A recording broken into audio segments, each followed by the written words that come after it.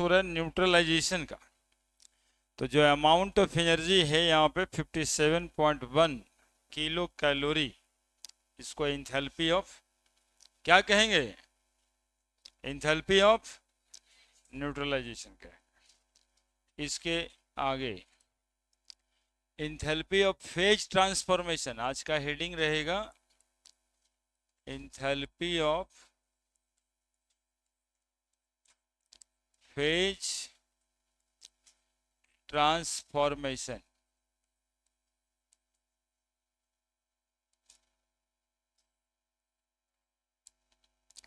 जिसमें पहला enthalpy of fusion, enthalpy of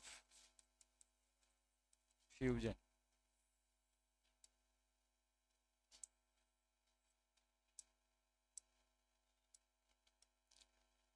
enthalpy of fusion, fusion किसको कहते हैं बाबू? तो when solid converted into liquid और liquid converted into solid, this equilibrium is called as fusion. हालांकि एक तरफ से सॉलिड पिघलता है, सॉलिड पिघल के लिक्विड बनता है तो मेल्टिंग होता है, दूसरी तरफ से लिक्विड फ्रीज करता है और लिक्विड फ्रीज करके सॉलिड बनता है, तो एक तरफ से फ्रीजिंग होता है। तो जब मेल्टिंग और फ्रीजिंग का रेट इक्वल हो जाता है, that phenomenon is called fusion, है ना।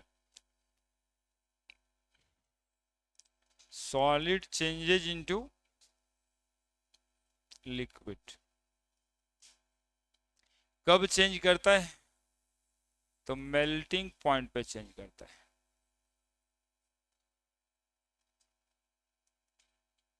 है ना। The amount of the amount of enthalpy change, enthalpy change कहने का मतलब energy change, the amount of enthalpy change, that means energy change when 1 mole of solid converted into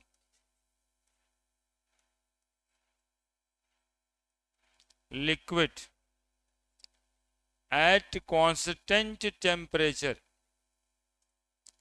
at constant temperature, it's known as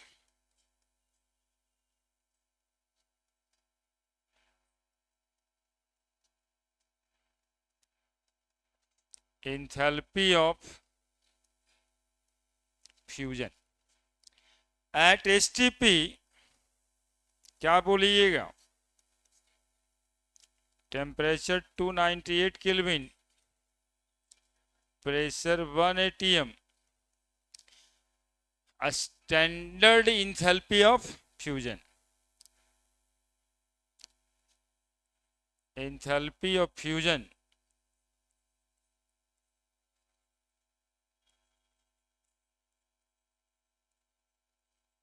known as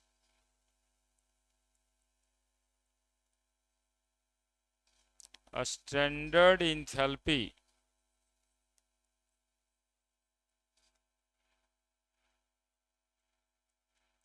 of fusion.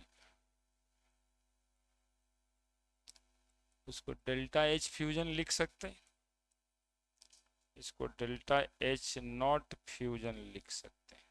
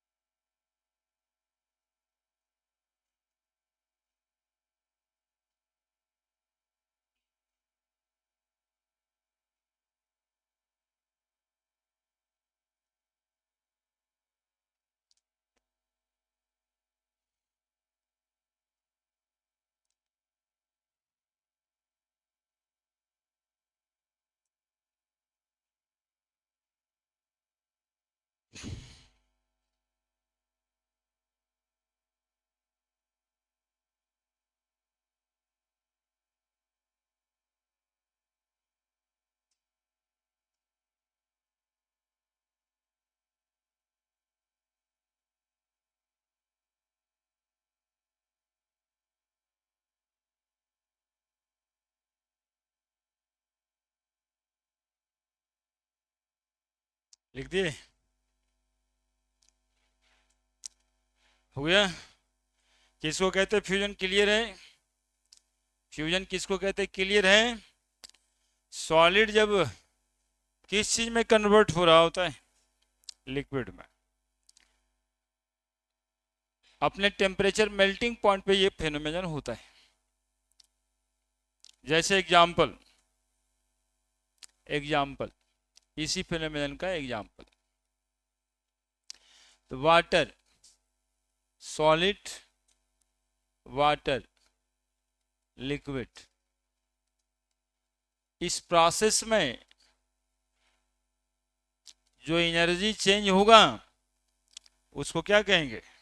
Enthalpy of fusion. और यदि ये water है तो 6 kilo joule पर मोल, है ना? यदि water है तो 6 किलो जूल पर मोल। अलग अलग सॉलिड होगा तो अलग अलग अमाउंट ऑफ एनर्जी रिलीज होगा। ये याद रखने की जरूरत होती नहीं है, ये दिया रहता है। अब इस फ्यूजन पे या इस इक्विलिब्रियम पे हो क्या रहा है? एट इक्विलिब्रियम, इक्विलिब्रियम समझते हैं ना? जब वाटर लिक्विड और लिक्विड भी वाटर, वाटर मतलब कि सॉलिड लिक्विड में कन्वर्ट हो रहा है और लिक्विड भी सॉलिड में कन्वर्ट हो रहा है, उसी स्टेट को इक्विलिब्रियम कहते हैं। तो बताओ यहाँ पर क्या प्रोसेस हो रहा है? मेल्टिंग। और यहाँ पे कौन सा प्रोसेस हो रहा है? फ्रीजिंग। तो इक्विलिब्रियम पे रेट ऑफ मेल्टिंग बराबर रेट ऑफ फ्रीजिंग। इसीलिए मेल्टिंग पॉइंट का डिफिनेशन देते हैं कि eight constant temperature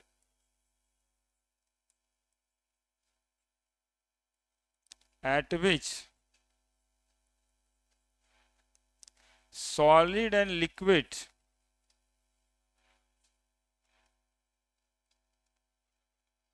present in equilibrium, present in equilibrium, that is rate of melting is equal to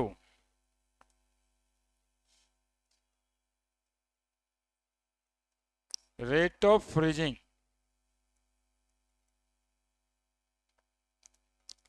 It's known as melting point.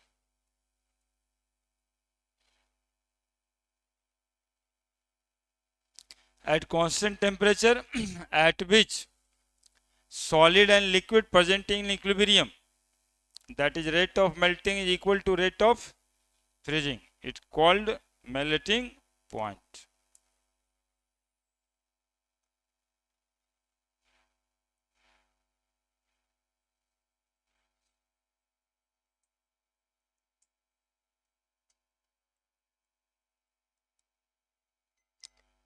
लिखिए,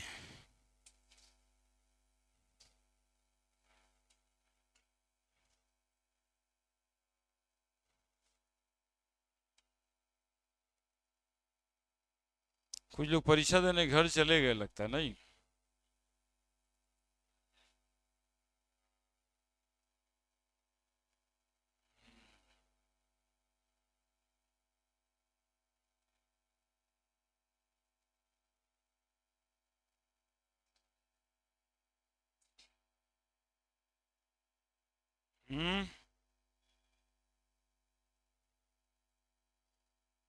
नहीं जाइएगा परीक्षा देने?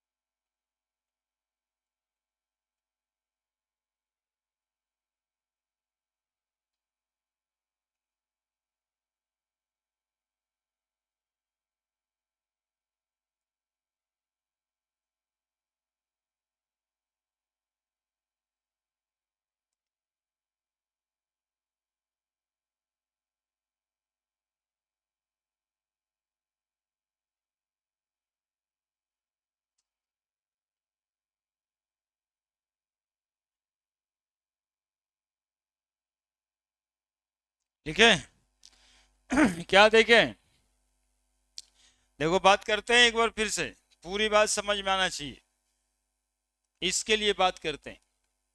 फ्यूजन, सुनेगा इधर,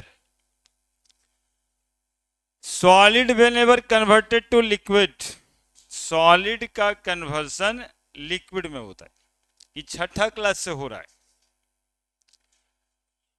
इसमें आज क्या जानना है, तो ये जानना है कि एक मोल सॉलिड यदि एक मोल लिक्विड में कन्वर्ट होता है, या एक मोल सॉलिड एक मोल लिक्विड के साथ इक्विलिब्रियम में रहता है, तो जो अमाउंट ऑफ एनर्जी में बदलाव आएगा, अमाउंट ऑफ एनर्जी में बदलाव क्यों आएगा, सोचो कभी। सॉलिड से लिक्विड बनने के दरमियान हुआ क्या है, तो सॉलिड में पार्टिकल का डिस्टेंस, सॉलिड के पार्टिकल का डिस्टेंस कम था, लिक्विड में सॉलिड के पार्टिकल के डिस्टेंस से ज्यादा होता है। इसका मतलब है कि लिक्विड में जो सॉलिड्स के पार्टिकल, सॉलिड में जो सॉलिड के पार्टिकल्स का इंटरमॉलिक्यूलर फोर्स था, उसको तोड़ा गया और पार्टिकल को एक दूसरे से दूर किया गया। तो पार्टिकल को एक दूसरे से दूर करने में आपको अमाउंट ऑफ एनर्जी देना पड़ेगा, ठीक है। That is why enthalpy of fusion plus में आएगा, है ना। सॉलिड से लिक्विड का जो कन्वर्सन है वो इंडोथर्मिक है, लेकिन यदि लिक्विड से सॉलिड बनाए तो एक्सोथर्मिक हो जाएगा, ठीक है। तो जो अमाउंट ऑफ एनर्जी में बदलाव हुआ उसको इंथैल्पी ऑफ फ्यूजन कहते हैं। उसी अमाउंट ऑफ एनर्जी को यदि हम एसटीपी पे देखते हैं तो उसको स्टैंडर्ड इंथैल्पी ऑफ फ्यूजन कहते हैं। अब एक एग्जांपल से हमको समझना था आखिर क्या, तो वाटर सॉलिड से लिक्विड में कन्वर्ट हो रहा है तो 6 kilo joule amount of energy produce हो रहा है। यही बात कह रहे हैं कि यदि पूछे कि इंथैल्पी ऑफ फ्रीजिंग क्या होगा, तो लिक्विड से सॉलिड बनेगा तो यही -6 किलो जूल होगा। उधर से आया इधर +100, इधर से उधर जाएगा, क्यों, क्योंकि लिक्विड के पार्टिकल को और सांस लाना पड़ेगा तब सॉलिड बनेगा, तो वहां दबाना पड़ेगा, आपको ऊपर से वर्क करना पड़ेगा, work is done on the system, है ना।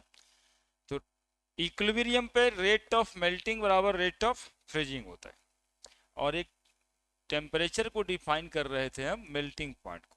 तो मेल्टिंग पॉइंट को डिफाइन कर सकते हैं कि कांस्टेंट टेम्परेचर तो होता ही है eight which solid and liquid present in equilibrium. एक यहाँ तक कह सकते हैं, यहाँ तक आप 8वां में पढ़ चुके थे कि जहाँ पे सॉलिड लिक्विड दोनों एग्जिस्ट करता है उसी टेम्परेचर को मेल्टिंग पॉइंट कहते हैं। हम यहाँ पे जोड़ें कि वहाँ पे rate of melting rate of freezing के बराबर हो जाएगा। रेट ऑफ मेल्टिंग का मतलब है कि amount of solid converted in liquid per second, rate का मतलब यही है और कोई बात नहीं। Amount of liquid converted into amount of solid converted into liquid कितना per second is called as rate, है ना। जितना अमाउंट रेट से ये बदलेगा इधर, उतना ही रेट से वो बदलेगा। क्लियर है, बढ़े आगे। अब पढ़ेंगे इंथैल्पी ऑफ वेपोराइजेशन, दूसरा।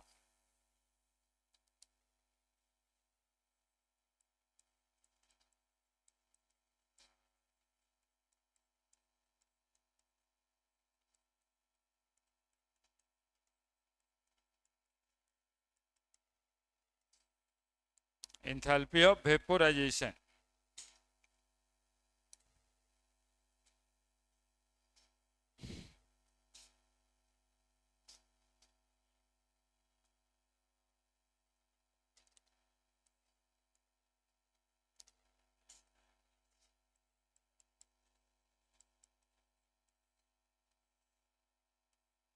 लिक्विड गैस होगा इसमें, फॉरवर्ड प्रोसेस वेपोराइजेशन का और बैकवर्ड प्रोसेस कंडेंसेशन का।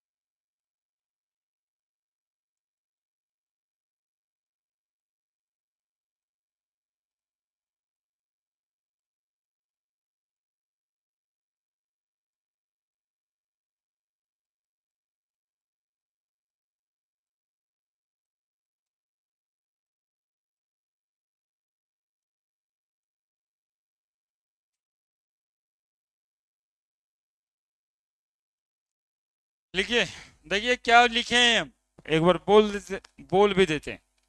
The amount of energy change या the amount of enthalpy change when 1 mole of liquid converted into gas, liquid जब गैस में कन्वर्ट करेगा at constant temperature, it called as enthalpy of vaporization. HTP पे इसी को देखेंगे, standard enthalpy of vaporisation. जैसे वहां पे देखिए वाटर लिक्विड है, वाटर गैस है, तो अमाउंट ऑफ एनर्जी यानी enthalpy of vaporisation 42 kilo joule है। उसी की तरह यहां भी वेपोराइजेशन फॉरवर्ड प्रोसेस है, फॉरवर्ड प्रोसेस का ही लिखा जाता है यहाँ। तो जब लिक्विड वेपर बन रहा है या लिक्विड गैस बन रहा है तो इंटरमॉलिकुलर फोर्सेस को और भी ज्यादा तोड़ती, तो एनर्जी देना पड़ेगा। तो 40 नहीं 42 kilo joule amount of energy दीजिएगा तो 1 मोल वाटर लिक्विड कन्वर्ट कर जाएगा 1 मोल वाटर गैस में।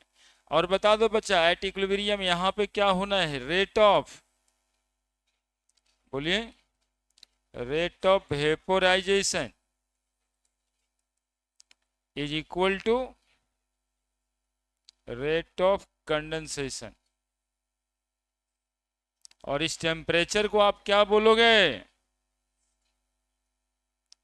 Boiling point. जहां पे सॉलिड नहीं लिक्विड और गैस इक्विलिब्रियम में होता है, the constant temperature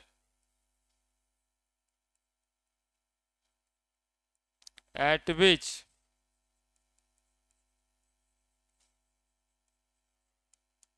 liquid and gas present in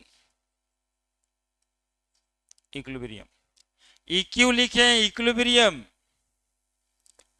पूरे लिख देते हैं, या फिर at which rate of vaporisation is equal to rate of condensation, उसी टेम्परेचर को हम बॉइलिंग पॉइंट कहेंगे।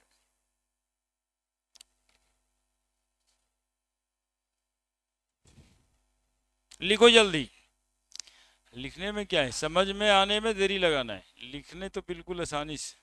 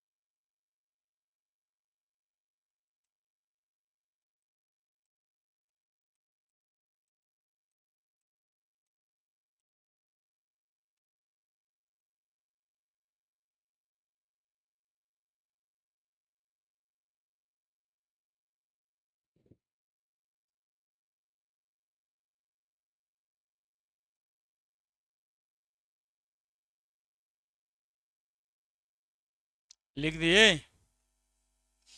लिख दिए? यानी 1 मोल लिक्विड 1 मोल गैस में कन्वर्ट होगा तो कितना एनर्जी? 42 किलो जूल लगेगा। और पूछा जाए कि 1 मोल गैस 1 मोल लिक्विड में कन्वर्ट होगा तो -42। ठीक है, बढ़ रहे हैं।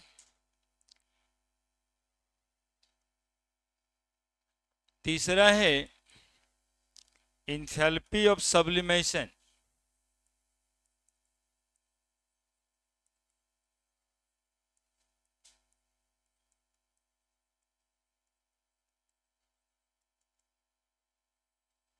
सब्लिमेशन कहते हैं solid directly converted into gas.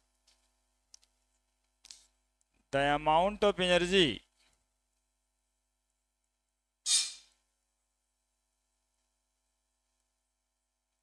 और enthalpy change when 1 mole of solid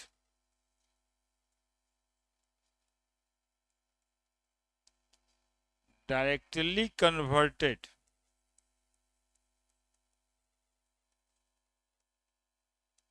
into gas at the constant temperature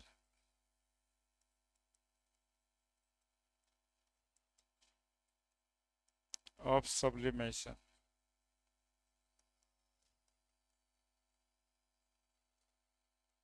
It called as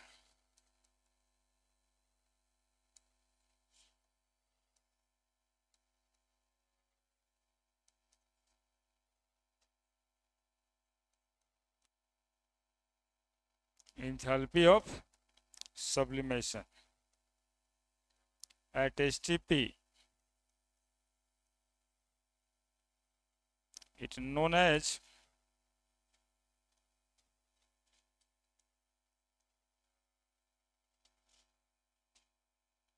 a standard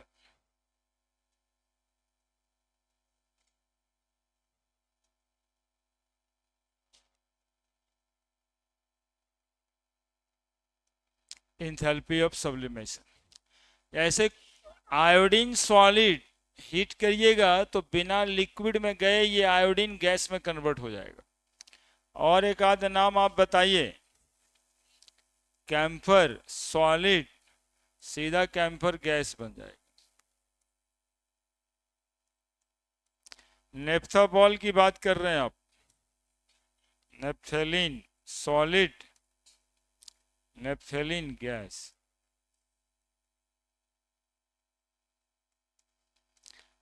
हम भी एक माउथ बॉल लगाए हैं, देखिए ये सॉलिड है इसमें रखा हुआ और डायरेक्टली ये वेपर में कन्वर्ट होता है बिना लिक्विड में गए हुए। नेफ्थाबॉल का एग्जांपल है ना, नेप्थेलिन बॉल मम्मी लगाती है ऊन वाले कपड़े में, अब रखने के लिए नेफ्था बॉल खोजे, है ना, तो उसके वेपर्स जो बनते हैं उससे कपड़े के अंदर कोई फंगल और कह सकते हैं आप माइक्रोबियल एक्टिविटी नहीं होता है।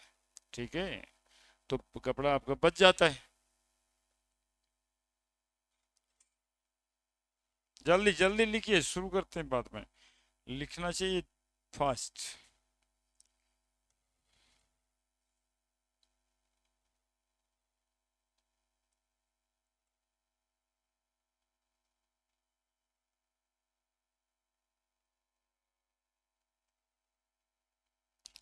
14.9 किलो कैलोरी लिखिए।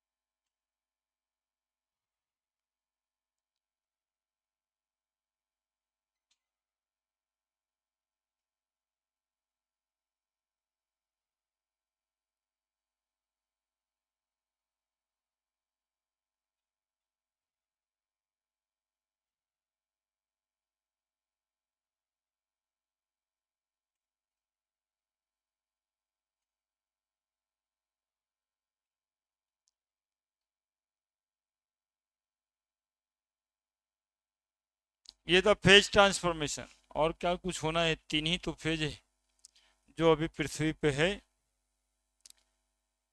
तो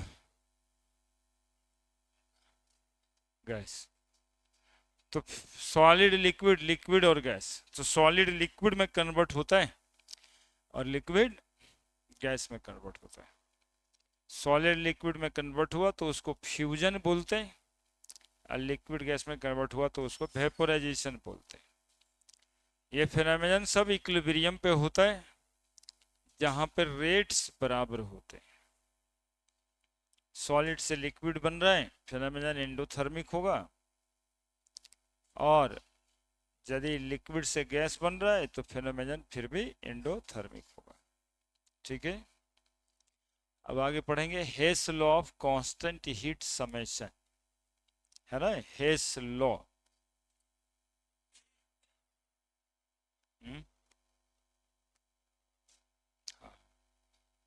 तीनों, सॉलिड से गैस बनना भी एंडोथर्मिक है, यहाँ पे 14.9 लिखे। अरे ये पॉजिटिव में लिखा हुआ है तो एंडोथर्मिक है क्या? तीनों का उल्टा, अरे तीनों का उल्टा, जैसे ये यहाँ से यहाँ तो 14.9, इधर से इधर बैकवर्ड में -14। रिवर्सिबल प्रोसेस के एक कैरेक्टर होते हैं, यदि फॉरवर्ड प्रोसेस एंडोथर्मिक है तो उसका रिवर्स प्रोसेस या बैकवर्ड प्रोसेस एक्सोथर्मिक होगा। नेक्स्ट इज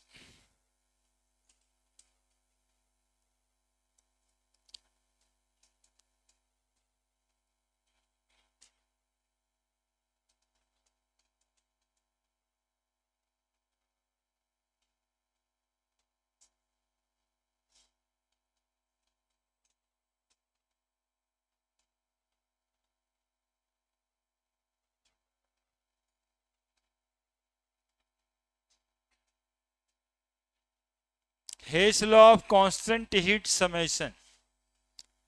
ये हेडिंग बनाना है, Hess law of constant heat summation. देखो ये क्या कहना चाहते हैं, थोड़ा सुनना समझना मेरी बात, फिर लिखना। ये कहते हैं कि कोई केमिकल प्रोसेस या फिजिकल प्रोसेस में जो हीट एनर्जी इवॉल्व होता है या अब्जॉर्ब होता है वो रिमेन कांस्टेंट होता है,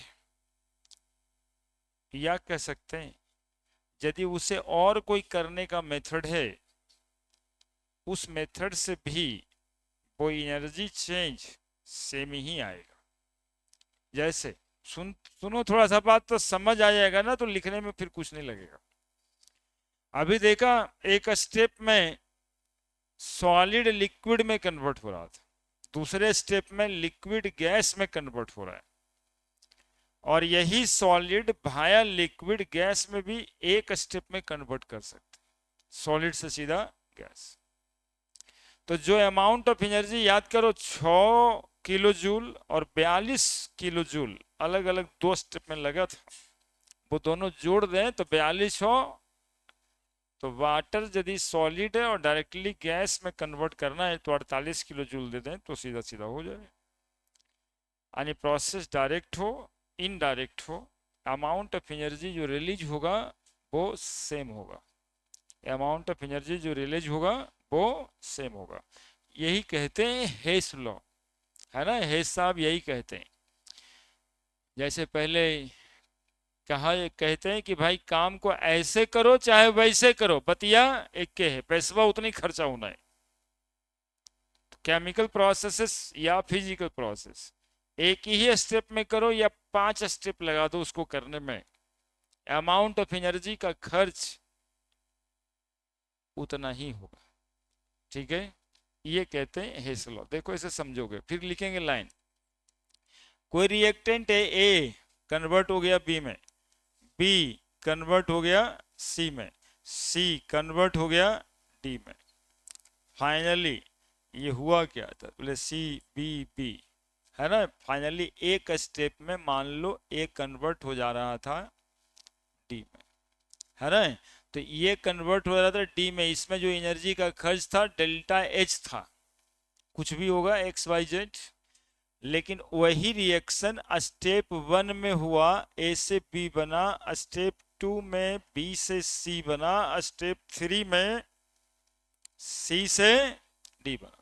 सी से सी कट गया, बी से बी कट गया, अरे उधर है तो इधर आके माइनस होगा इसलिए कट जाएगा। देखो फाइनल रिएक्शन किस बात का हुआ, पहला स्टेप भी तो यही था। ए से डी में जाने के दो रास्ते हैं, ए से डी में डायरेक्ट जाया जाए या फिर ए को बी में कन्वर्ट कर दिया जाए, बी को सी में और सी को डी में। मान लो यहाँ पे डेल्टा H1 लग रहा है, एनर्जी एनर्जी तो लगेगा, यहाँ डेल्टा H2 और यहाँ डेल्टा H3। ये भाई साहब कहते हैं कि चाहे तो तुम एक स्टेप में करा लो, चाहे जितना स्टेप में भी चाहो कराओ, अमाउंट ऑफ एनर्जी सेम लगेगा। यानी amount of energy delta H बराबर क्या लगेगा, तो डेल्टा H1 लगेगा, डेल्टा H2 लगेगा, और डेल्टा तीनों को जोड़ देंगे तो जो अमाउंट ऑफ एनर्जी आएगा वही अमाउंट ऑफ एनर्जी इसमें भी लगेगा। एक स्टेप में कर लो या मल्टीपल स्टेप में कर लो, एनर्जी सेम लगेगा। क्लियर है? That is Hess law of constant heat summation. कहने का मतलब ये आज्ञा दे देते हैं कि दो तीन रिएक्शन यदि हो रहा है और ये दो तीनों रिएक्शन के होने से एक फाइनल रिएक्शन बन रहा है, तो उस फाइनल रिएक्शन की एनर्जी ये तीनों रिएक्शन को जोड़ के बराबर आएगा, है ना? That is by the term is constant. नहीं हुआ कांस्टेंट, डेल्टा H बराबर यहाँ 100 आता, तो ये तीनों को जोड़ के भी कितना आता, 100 ही आता। That is constant. फिर लिख रहे हैं हीट समेशन, ये है हीट, ये है समेशन। सब कुछ तो लिख ही रहे हैं, सब कुछ तो लिख ही रहे हैं। हीट समेशन लिख दिए कि नहीं, और बाकी भाई साहब करना है। ये रिएक्शन, रिएक्शन छोटा शब्द हो गया, प्रोसेस बड़ा शब्द हो गया। ये रिएक्शन और process is occurs in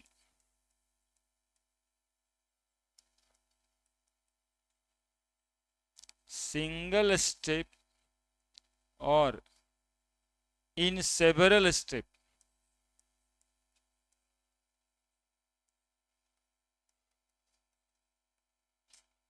The total energy या total enthalpy change is remain constant.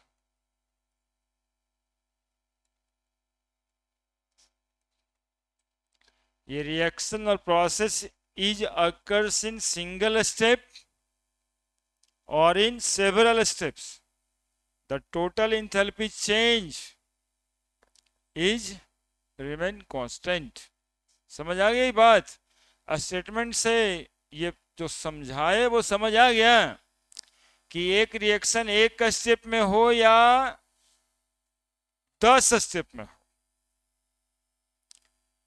जो अमाउंट ऑफ एनर्जी एक स्टेप में निकला या एब्जॉर्ब हुआ था, उतना ही टोटल अमाउंट ऑफ एनर्जी वो 10वां स्टेप में निकलेगा या फिर एब्जॉर्ब होगा। That is constant heat summation. ठीक है? और यही बतवा को बाजार में या अपने समाज में लोग कहते रहता है, अरे कम्मा ऐसे करो चाहे कम्मा वैसे करो, देखना तुम बतिया बराबर होगा। मतलब वो कह रहा है कांस्टेंट हीट समेशन, हेस लॉ बता रहा हो, है ना? आपको लग भले रहा है कि कुछ अलग कह रहा है, हेस लॉ बता रहा है।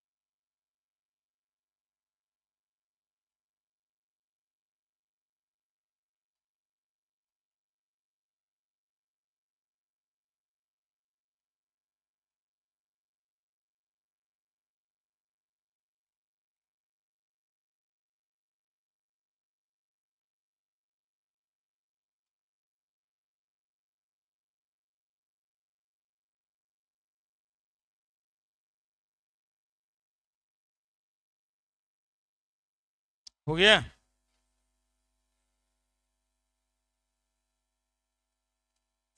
लिख दिया?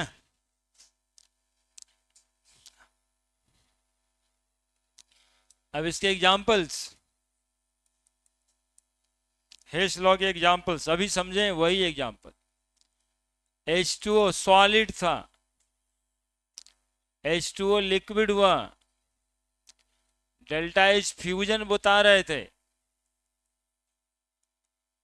फ्यूजन लिखे, कितना? 6 किलो जूल पर मोल। दूसरा स्टेप में H2O लिक्विड था, H2O गैस में कन्वर्ट हो गया, delta H vaporization 42 kilo joule पर मोल था। अब इसको जोड़ देंगे, लिक्विड लिक्विड कट जाएगा, water solid, water gas, delta H बराबर क्या हो जाएगा? Fusion plus vaporization, that is equal to 6 plus 42, 48 kilo. क्या? तो इस हिसाब से मैथमेटिकली यानी हेस लॉ से डेल्टा H सब्लिमेशन ही हुआ, solid directly converted to gas, that is equal to delta H fusion plus delta H vaporisation. है ना? ये कहना भी गलत नहीं है, ठीक है। It implies Hess law. पूछा जाता है ऑप्शंस में कि which of the following represent the Hess law, तो डेल्टा H सब्लिमेशन बराबर delta H fusion plus vaporization represent the Hess law.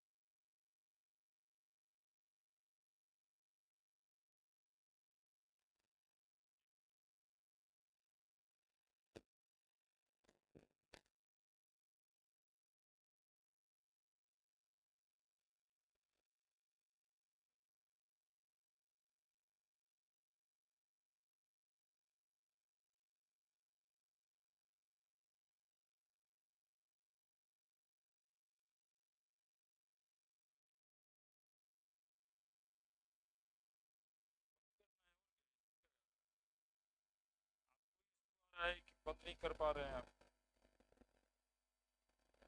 तो बोल ही दिए बंद कर रहे हैं।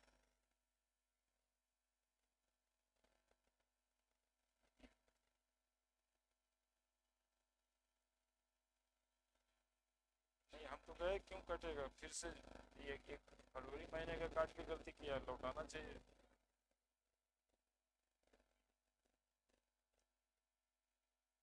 पिछले साल का 1 साल का था, लेकिन इधर में वो अपने से जोड़ करके बदमाशी किया है, इसलिए लौटवाने का रिक्वेस्ट डालिए। बता दीजिए उसका पिछला महीना।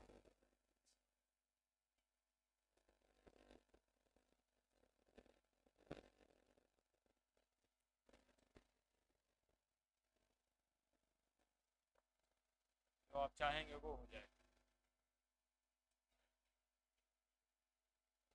जो आप चाहेंगे, आप चाहिएगा वही। बोलना क्या चाहते हैं?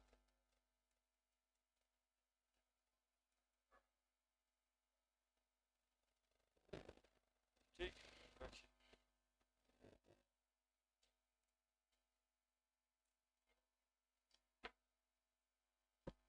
बॉन्ड एनर्जी, देखिए क्या होता है इसमें।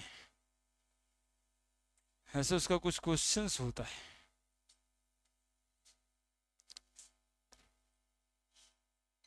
उसी का क्वेश्चंस कुछ देख लेते हैं। एक मिनट, थोड़ा आगे बढ़ने से फायदा थोड़े है। बॉन्ड एनर्जी, ये हेस लॉ का एक दो क्वेश्चन देख लेते हैं कि हेस लॉ में क्वेश्चंस कैसे बनाना होता है।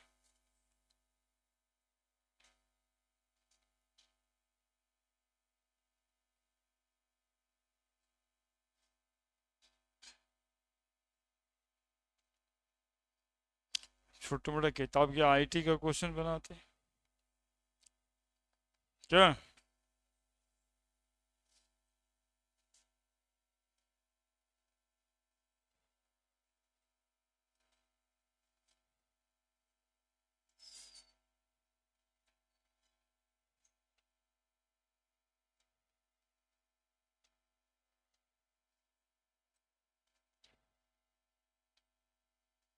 हम्म, हम्म, हम्म, हम्म। कभी कभी ना चैप्टर मिलता नहीं।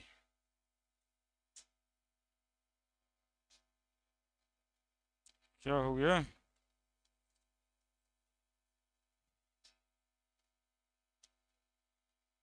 हम्म।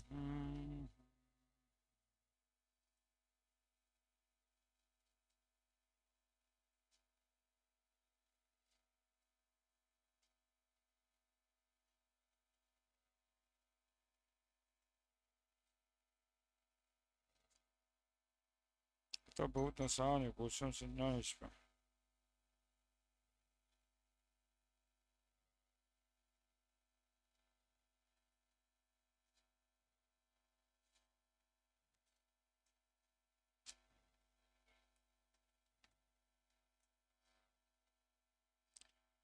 अच्छा, बनाते हैं question.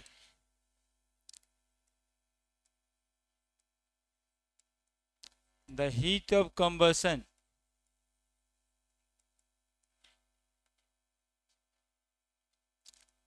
Of carbon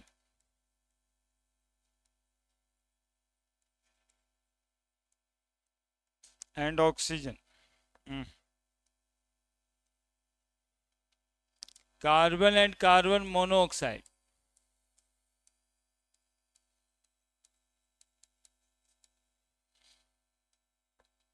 are -393.5 and -283.5 kilo joule पर मोल। क्या कर रहा है जी? Respectively the heat of formation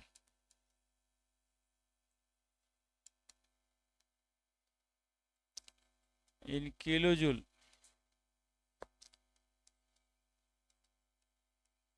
of carbon monoxide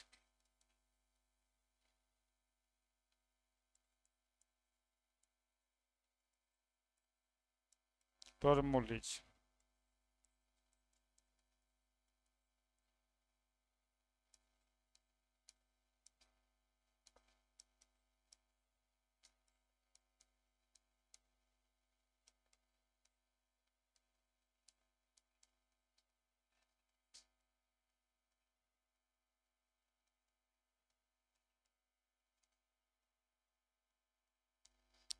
देखिए, दो परीक्षा में आया है,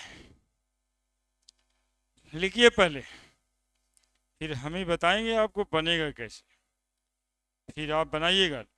लेकिन पहला ही सवाल आईआईटी का दिए, ये बात इंपॉर्टेंट है कि यदि बन जाता है किसी से, ये बात इंपॉर्टेंट है, ऐसे भी बताना हमको बाकी है।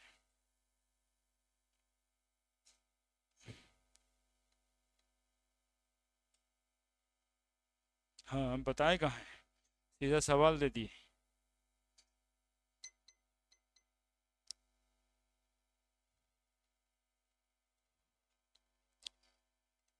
मतलब हम कह रहे उतार लीजिए, उसके बाद फिर हम तो है ही है ना। डर लगेगा तो बनाइएगा नहीं, कलम उलम ना उठाइए, है ना। नहीं बनना एक अलग मैटर है, लेकिन बनाने की कोशिश भी नहीं करना ही, वो ये और बड़का मैटर है।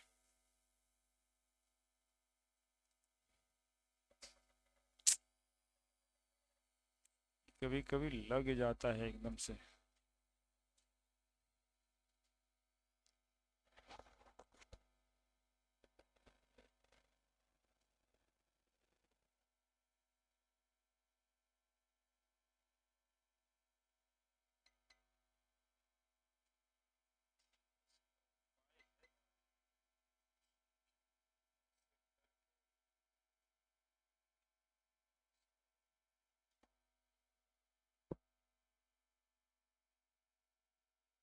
क्या बनेगा, क्या बनेगा, क्या सही में? देखो, इसे सवाल को कैसे बनाते,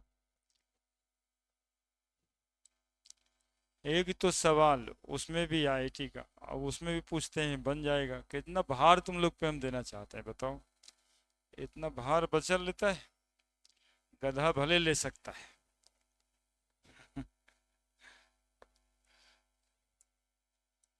heat of combustion of carbon and carbon monoxide, इसके पास दो मॉलिक्यूल है, ए भाई सुनिएगा, दो मॉलिक्यूल है, कार्बन है और कार्बन मोनोऑक्साइड है, जिसका हीट ऑफ कंबसन दिया है ये वैल्यू और ये वैल्यू। तो क्या दिया है, सबसे पहले ये पता करना है, C+O2, ठीक है, that is equal to CO। और कार्बन मोनोऑक्साइड भी जलेगा, एक मिनट थोड़ा ध्यान से रखिएगा, CO2, हालांकि C+O2 CO2 होता है, ठीक है, फिर भी एक वजह से लिखें, heat of formation in kilo joule of carbon monoxide पर मोल। क्या क्या पूछ रहा है, सुनिएगा। हाँ भाई, तुम एकदम सही बताए हो, सही है, 110.5। पहले तो रिएक्शन लिख लेंगे, जो रिएक्शन दिया हुआ है, तो C+O2, CO2 बनता है कि CO बनता है, क्या बनता है बताओ? CO2 बनता है गधा सब, CO+O2। कोई भी चीज जलेगा तो क्या बनेगा, यदि कहता है कंबसन हुआ है, यदि वो कहता है, सुनेगा, ये सब जगह की बात है, आज के बाद एकदम ध्यान ही रखना है, यदि कंबसन हुआ तो CO2 बनेगा, इनकम्प्लीट कंबसन हुआ तब CO बनेगा, है ना। कंबसन हुआ लेकिन पूरा नहीं हुआ, तब कार्बन मोनोऑक्साइड बनेगा। तो इनकम्प्लीट तो बोल नहीं रहा था, कंबसन बोल रहा था, तो कार्बन जलाए CO2 बना, कार्बन मोनोऑक्साइड जलाया CO2 ही बनेगा। लेकिन इसका तीसरा क्वेश्चन क्या है, the heat of formation in kilo joule of carbon monoxide, पूछ रहे कार्बन मोनोऑक्साइड के बनने में कितना अमाउंट ऑफ एनर्जी लगेगा या अब रिलीज होगा, कार्बन मोनोऑक्साइड बनाना है, ये दोनों जलने का एनर्जी दिया है। तो कार्बन मोनोऑक्साइड बनाने के लिए एक तीसरा इक्वेशन लिखेंगे, पिछले क्लास में बताए होंगे कि मैथमेटिकल सोचना, कार्बन प्लस ऑक्सीजन, तो एक ऑक्सीजन आप लिख नहीं सकते हो, इसलिए क्या लिखोगे, इसका इंथैल्पी निकालना है, ये दो गो का इंथैल्पी दिया हुआ है, डेल्टा एच बराबर -393.5 किलो जूल, डेल्टा एच बराबर -283.5 किलो जूल, ये दो दिया है और ये निकालना है। तो हम लोग जो है ना वो सवाल बनाने के लिए सोचना होगा ऐसे कि इस दो रिएक्शन को कैसे जोड़ें और घटाएं ताकि ये वाला रिएक्शन आ जाए। ठीक है, क्योंकि अभी पढ़े थे हेस लॉ लग जाएगा यदि वो दो रिएक्शन को हम लोग कुछ करके जोड़ देते हैं। तो सीओ बनने के क्या तरीके हैं इस दो रिएक्शन से, जरा देखिएगा मेरे साथ, देखिएगा यहां पर बताइए सीओ कहां पे है, रिएक्टेंट में कि प्रोडक्ट में? सीओ कहां पे है, रिएक्टेंट में कि प्रोडक्ट में? यहां पे सीओ कहां पे दिखाई दे रहा है? यदि इसको उलट दिया जाए तो इस सीओ प्रोडक्ट में आ जाएगा क्या? तो इस रिएक्शन को ऐसे लिख रहे हैं CO2 बराबर CO प्लस O2, बैलेंस कर देना चाहिए। CO2 यहां कितना O2 लगेगा, तो CO plus half O2। Delta H बराबर, यदि रिएक्शन को आप उल्टा कर देते हैं तो इंथैल्पी का वैल्यू जो निगेटिव में है वो 283.5 किलो जूल। ठीक है, दूसरा रिएक्शन अपना C यहाँ पे, यहाँ भी C है, यहाँ O2 यहाँ O2, तो जैसे है वैसे ही रहने दीजिए। CO डेल्टा H बराबर -393.5 किलो। अब ये दोनों को जोड़िए, देखिए ये वाला आता है कि नहीं, ये वाला आता है कि नहीं, इसको M इक्वेशन बोलते हैं। C है यहाँ पे प्लस हाफ O2 से हाफ O2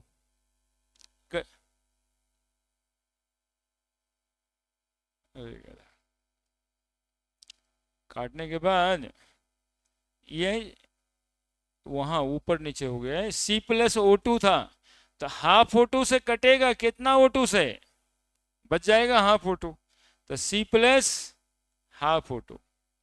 बोलो बोलो, कुछ नहीं,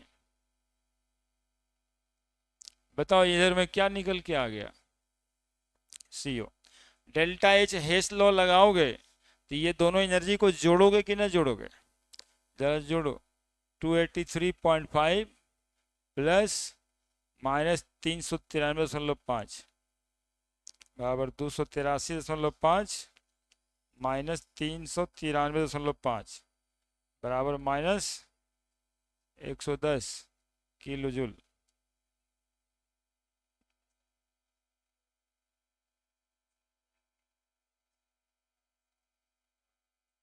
तीन सौ 393.5 .0 है, कहे नहीं आ रहा है, 0.5 से क्या लेना देना यार, तो गधा जैसा बात करता रहता है।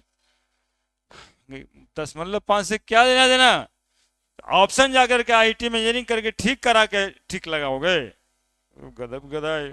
तो नहीं है तो नहीं है, उसके लगभग में आंसर जाएगा ना, जोड़ के घटा करके, जोड़ के घटा के क्यों लाना, गजब गधा वाली बात। 110 किलो जूल पर मोल। हाँ ठीक है, बताते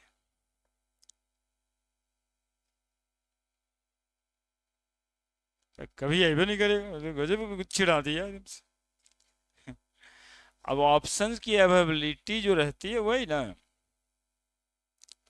उसी के आसपास में टिक लगाना होता है। देखिए मेन बात यहाँ था, ये प्लस में और माइनस में, देखिए दोनों में आ जाता है। तो वो जो तुम लोग करते हो ना कि जोड़ देंगे घटा देंगे तो कुछ ना कुछ आ जाएगा। ठीक है, और 10.5 तो नहीं आ रहा है इसलिए थोड़ा सा दिमागी टेंशन भी होगा, लेकिन इस तरह का टेंशन लेना नहीं रहता ऑब्जेक्टिव क्वेश्चन के ऑप्शंस में, है ना, आसपास में जो आंसर होता है उसको टिक लगाना पड़ता है।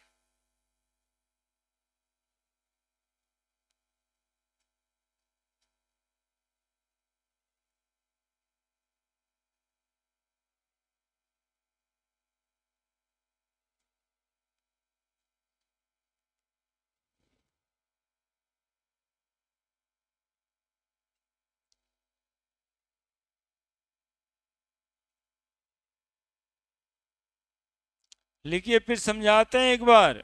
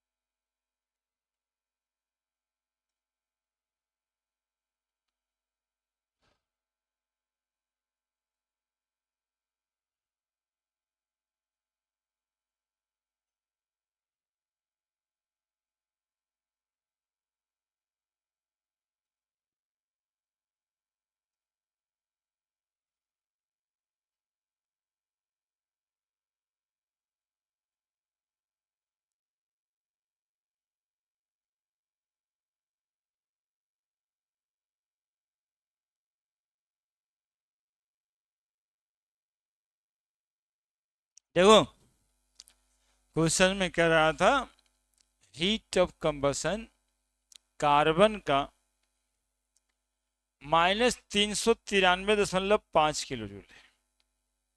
मतलब क्या कह रहा था? कंबसन का मतलब होता है किसी भी सबस्टांस को ऑक्सीजन में जलाना, तो कार्बन को ऑक्सीजन में जलाएं CO2 मिलेगा। एनर्जी ऑफ कंबसन दिया था वो 393.5। दूसरा एक मॉलिक्यूल और था कार्बन मोनोऑक्साइड, तो कार्बन मोनोऑक्साइड को भी जला दिया, ये भी CO2 बनेगा। इसके इंथैल्पी ऑफ कंबसन थे -283.5 किलो जूल। ठीक है, तो ये दो इक्वेशन मेरे पास था, इक्वेशन ए, इक्वेशन ए। पूछा जा रहा था heat of formation of carbon monoxide, पूछा ये जा रहा था कि कार्बन मोनोऑक्साइड बनाने में कितना अमाउंट ऑफ एनर्जी रिलीज या एब्जॉर्ब होगा।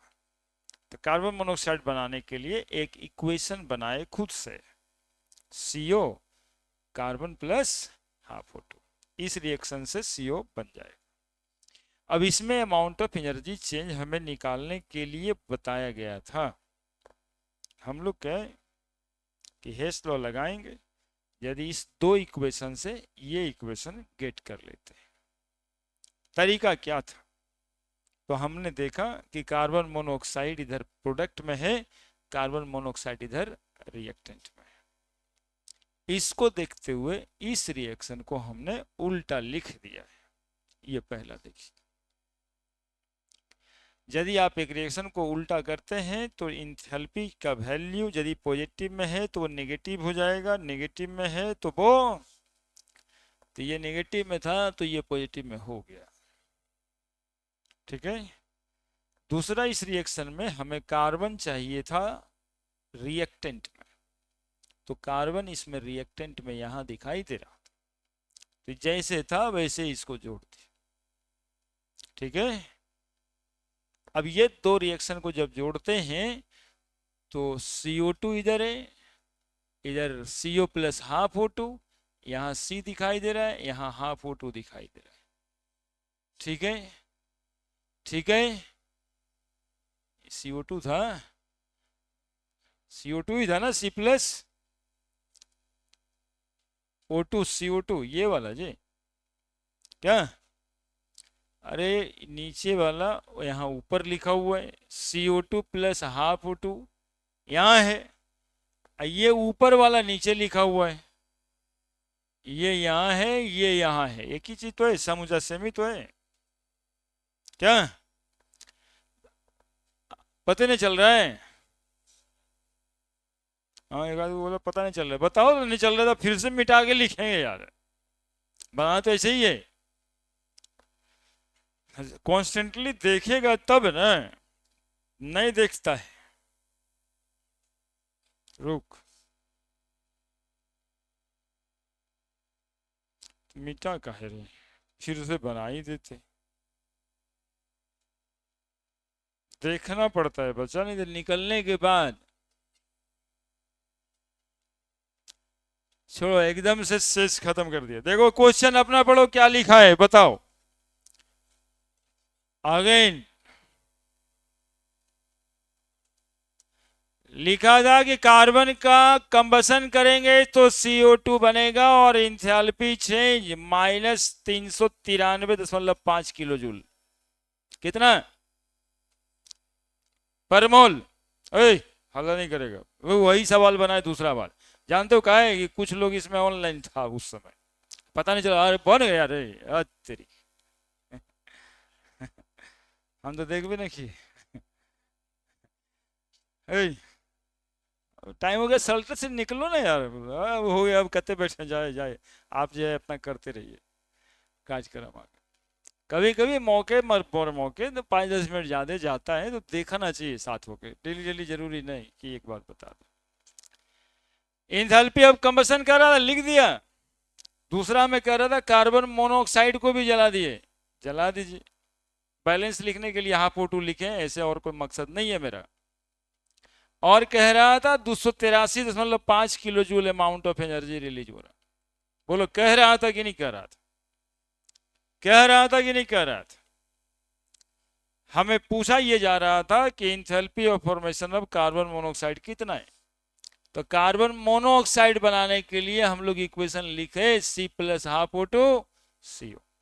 हमें एनर्जी इस प्रोसेस की निकालनी है, हमें एनर्जी इस प्रोसेस की निकालनी, ये दो दिया था। हमने ऐसा सेटिंग किया कि रिएक्शन को ही सेट कर दिए ताकि वो बन जाए। रिएक्शन को ऐसा सेट कर दिए। रिएक्शन को सेट कैसे किया जाता है वही समझा रहे थे। रिएक्शन को सेट करने के लिए यहां देखिए, रिएक्टेंट में कार्बन है और यहां भी कार्बन है, तो ये रिएक्टेंट में ही रहेगा, तो इसको ऐसे छोड़ देना। यहां पे CO दिखाई दे रहा है, लेकिन इधर यदि देखते हैं तो CO कहां दिखाई दे रहा है? रिएक्टेंट में। मान लीजिए कि इक्वेशन 2 है और ये इक्वेशन 1 है, ठीक है। तो हम देखो प्लान किए कि add equation 1 with reversing equation 2। Reversing क्यों? क्यों रिवर्ट किए? क्योंकि कार्बन मोनोऑक्साइड यहां रिएक्टेंट में दिखता है और हमें वहां लाना है प्रोडक्ट में। तो बस इतना ही तो करना था कि क्वेश्चन में बन गया, बस इतना से। C+O2 CO2 डेल्टा H बराबर -393.5। इसको उलट दिए तो ये CO2 इधर लिखा जाएगा, उधर चला जाएगा CO plus half O2। Delta H बराबर -283.5। अब ये दोनों को क्या किए, जोड़ दिए। तो CO2 से CO2, C प्लस O2 एक है, इधर आधा है, एक में से आधा घटेगा, कितना बचेगा? आधा O2 बराबर क्या आया? CO। देखिए ये आ गया कि नहीं आ गया? जो इक्वेशन आप चाह रहे थे वो आया कि नहीं आया? According to Hess law, according to Hess law, Hess साहब क्या कहे कि डेल्टा H एक स्टेप का हो या एक से ज्यादा स्टेप का हो, जोड़ देना है। -393.5 प्लस -283.5, वो उल्टा लिखा रहा होगा एक ठो, हाँ वो प्लस में होगा, +283.5 है ना। माइनस से उल्टा किए थे तो प्लस आ गया था, -283.5 बराबर -110 किलो जूल पर मोल। दिक्कत कहाँ है? दिक्कत कहाँ है? ये इक्वेशन से खेलने का तरीका है। 3 इक्वेशन 4 इक्वेशन दे दे और एक फाइनल इक्वेशन के लिए आपको पूछा जाए, आपको यही करना होता है कि कौन से इक्वेशन को कहां पे सेट करना है ना। इसके लिए एक क्वेश्चन और देंगे, बस एक क्वेश्चन। क्या होगा, 5 मिनट में कुछ बिगड़ता है? ये क्वेश्चन समझ में आ जाएगा तो लगेगा ना कि चलिए इसे जोड़ तोड़ करते हैं क्वेश्चन।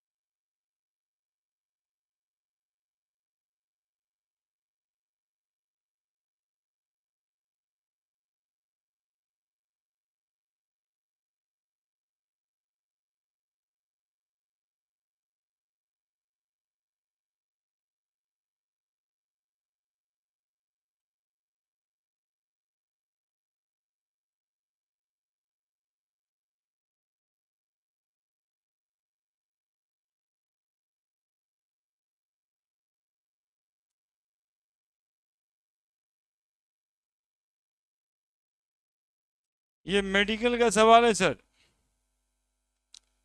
आईआईटी मेडिकल हम तो सब करते हैं,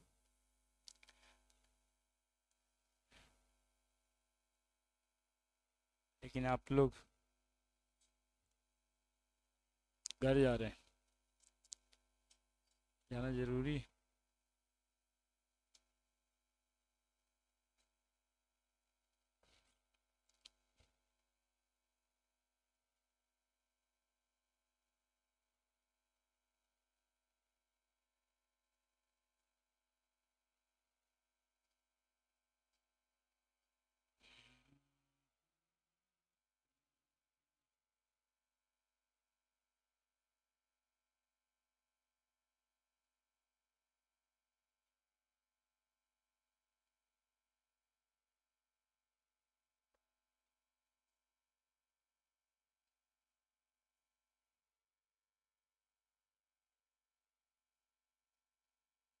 बता दीजिएगा क्या, बना दीजिएगा क्या?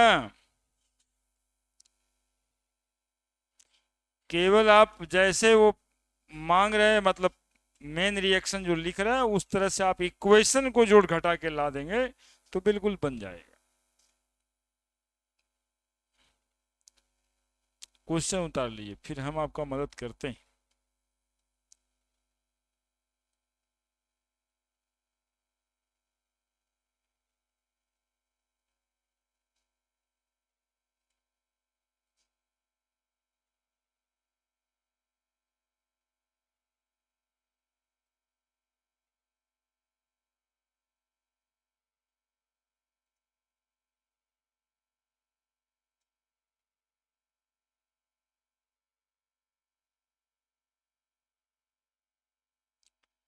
बना दिया, आप पीछे मुड़ के उसको बता रहा है कि हम मेरा तो हो गया, तेरा क्या?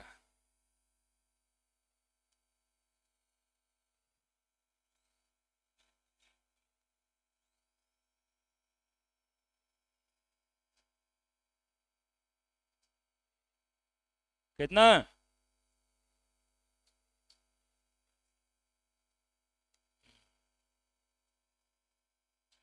देख रहे हैं, बन रहा है ना? देखिए कैसे बनेगा। B plus D E plus 2c, यही कह रहा है।